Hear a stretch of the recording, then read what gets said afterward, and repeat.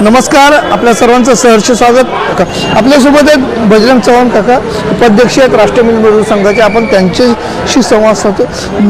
बजरंग काका, काही टेक्निकल मुद्दे तुम्ही मगाशी समजावून सांगितले, त्यातले महत्त्वाचे कोणते मुद्दे आहेत ज्या मुद्द्यांना अनुसरून सरकार गिरणी कामगारांना घरं देण्यास बाध्य राहील?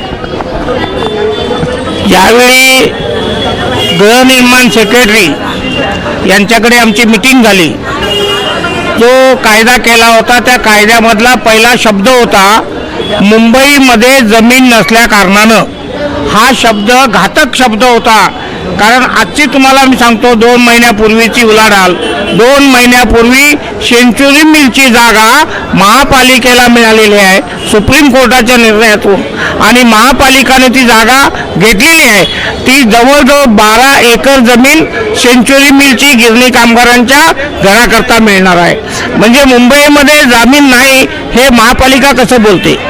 दुसरं, ज्या गिरण्या आहेत सरकारी गिरण्या 7 गिरण्यांची जमीन घेणं बाकी आहे, खाजगी गिरण्यांची 10 गिरण्यांची जमीन घेणं बाकी आहे। ती जर जमीन घेतली तर मुंबईमध्ये नक्कीच 80 ते 90 हजार सहज घरं होतील। या निर्णयानं आणि या उलाढानं आता गिरणी कामगारांचा विश्वास आता लढा समितीवर राष्ट्रीय मिल मजदूर संघावर सचिन भाऊ पुन्हा झालेला आहे। कारण त्यांनी सरकार पुढे सांगितलेलं आहे की मुंबईमध्ये घर का आणि कशा करता। आता जे देसाई साहेबांनी सांगितलं ती सुद्धा गोष्ट बरोबर आहे।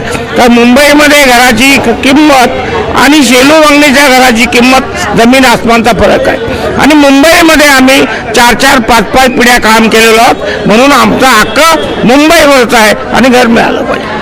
गिरणी कामगारांना घरं देतील ही जी आशा आहे ती पूर्णत्वास जाईल हे येणाऱ्या काही काळात आपल्याला पाहायला मिळेलच।